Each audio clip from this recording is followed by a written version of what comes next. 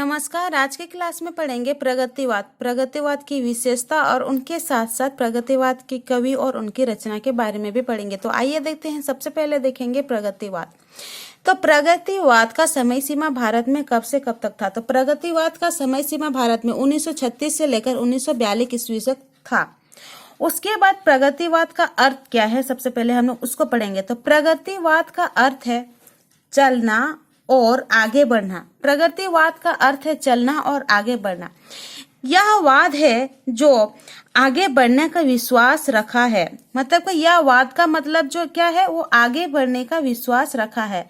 तो उसको प्रगतिवाद में साम्यवाद की दृष्टिकोण को साहित्यिक विचारधारा के रूप में स्वीकार किया गया है। राजनीतिक के क्षेत्र में जो साम्यवाद है वह काव्य के क्षेत्र में प्रगतिवाद है। इसमें क्या कहा गया है, जो राजनीतिक के क्षेत्र में जो साम्यवाद है, क्या है, साम्यवाद है, वही काव्य के क्षेत्र में प्रगतिवाद है। आगे बढ़ते हैं। प्रगतिशील लेखक संघ की स्थापना सन 1935 में एम फास्ट के अध्यक्षता में पेरिस में हुई थी। किसके अध्यक्षता में हुई थी? एम फास्ट के अध्यक्षता में पेरिस में हुई थी। लेकिन भारत का जो प्रगतिवाद का समय सीमा था वो क्या था? 1936 से 1942 तक। लेकिन सबसे पहले प्रगतिवाद का जो स्थापना हुआ वो भी पेरिस में, वो कब से तक था? उसका कौन सा समय था? 1935 ईस्वी में पेरिस में लागू हुआ था। भारत में प्रगतिशील की स्थापना सन 1936 में हुआ। भारत के प्रगतिशील लेखक संघ के प्रथम अधिवेशन की अध्यक्षता मुंशी प्रेमचंद ने लखनऊ में की थी। और भारत की जो प्रथम अधिवेशन की अध्यक्षता जो प्रगतिशील का था, प्रगतिवाद का था, वो किसके अध्यक्षता में की गई? क्वेश्चन में पूछा जाता। तो वो मुंशी प्रेमचंद के अध्यक्षता में। और कहाँ पे किया गया? वो क्या था? लखनऊ में इसका अध्यक्षता का लखनऊ में प्रगतिवाद का विकास हुआ भारत में। आगे देखते हैं। हिंदी साहित्य में प्रगतिवाद का आरंभ सन 1936 से माना जाता है। क्या है? हिंदी साहित्य का जो आरंभ है प्रगतिवाद में, तो वो क्या था? 1936 ईस्वी से माना गया है। क्वेश्चन में ये सवाल जरूर होता है, कभी कभी देखने को मिलता है कि प्रगतिवाद का आरंभ समय कौन सा था? तो आप कह सकते हैं 1936 से। या भी ऑप्शन में ये भी दिया सकता है प्रगतिवाद का आरंभ कब से था। तो अगर आपको क्वेश्चन में दिया रहता है ऑप्शन में 1935 भी दे सकता है, 1936 भी दे सकता है, तो दोनों में से दोनों हो सकता है। लेकिन सवाल के ऊपर डिपेंड करता है कि कौन सा सवाल कैसे पूछा गया। अगर पूछा गया है कि प्रगतिवाद का स्थापना कब हुआ, तो सबसे पहले हुआ था 1935 में हुआ था, वो भी पेरिस में हुआ था। अगर क्वेश्चन में ये पूछा गया है भारतीय प्रगतिवाद का आरंभ कब हुआ, तब आप कह सकते हैं कि 1936 में हुआ है। इतना समझ में आया? आगे पढ़ते हैं। प्रगतिवाद के आदि प्रवर्तक कार्ल मार्क्स है। जो राजनीति में जो मार्क्सवाद है, साहित्य में वही प्रगतिवाद है। तो क्या कहा गया है इसमें? जो राजनीति में जो कार्ल मार्क्स है, वही जो मार्क्सवादी है, वही साहित्य में उसको क्या कहते हैं? प्रगतिवाद कहते हैं उसको, वही प्रगतिवाद है। क्वेश्चन में यह भी उठ सकता है कि राजनीतिक में जो कार्ल मार्क्स है उसको क्या कहा गया है, तो आप साहित्य में उसको प्रगतिवाद कहा गया है, आप ये बोल सकते हैं। आगे बढ़ते हैं। प्रगतिवाद की ओर झुकाव सबसे पहले उन्हीं कवियों का हुआ जो छायावाद के स्तंभ थे। सुमित्रा नंदन पंत अग्रणी है। मतलब कि ये कहा गया है इसमें जो प्रगतिवाद का जो झुकाव है प्रगतिवाद की तरफ, वो उस कवियों का हुआ जो छायावाद के स्तंभ थे। तो कौन थे छायावाद के स्तंभ? सुमित्रा नंदन थे। मैं पहले आपको बताई थी छायावाद के 4 स्तंभ थे, उनमें से एक सुमित्रा नंदन है, तो उसी के बारे में दिया गया है। आगे पढ़ते हैं। 1936 में पंत जी ने, मतलब कौन? सुमित्रा नंदन पंत जी ने युगान द्वारा छायावादी युग का घोषणा कर दी थी। किसके द्वारा? युगान द्वारा छायावाद छायावादी युग की घोषणा की गई थी।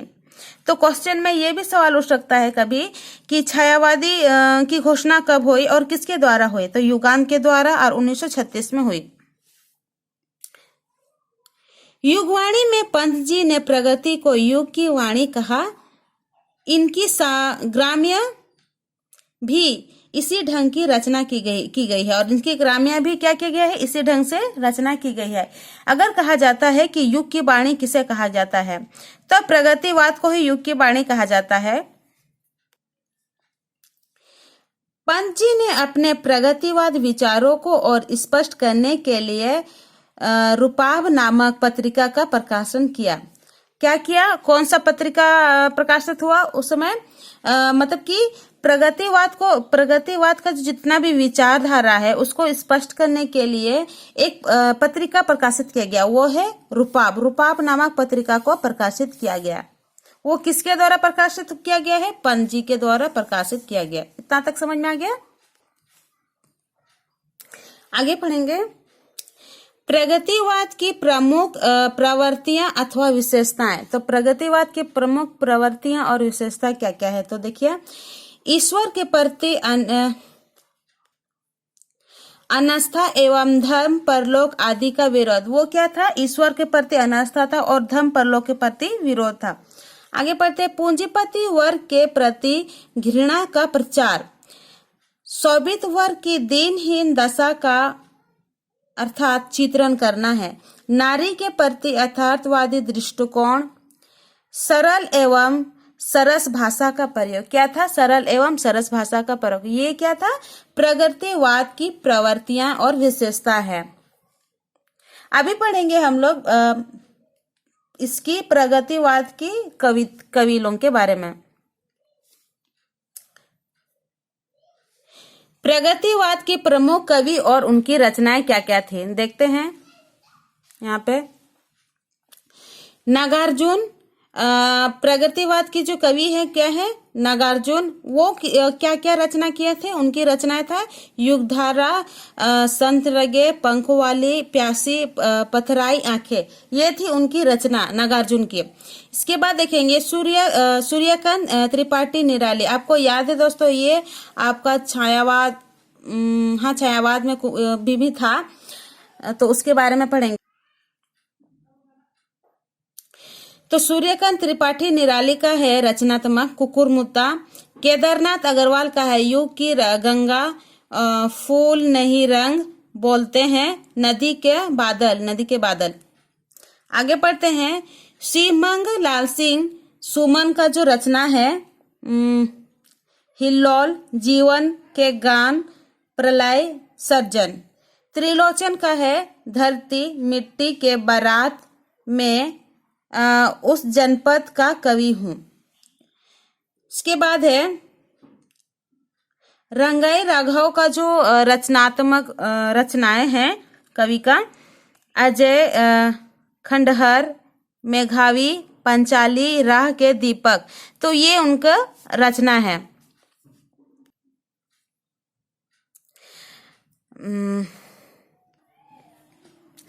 आज का क्लास यहीं तक। हमारे क्लास में जुड़े रहने के लिए चैनल को सब्सक्राइब कीजिए। नमस्कार।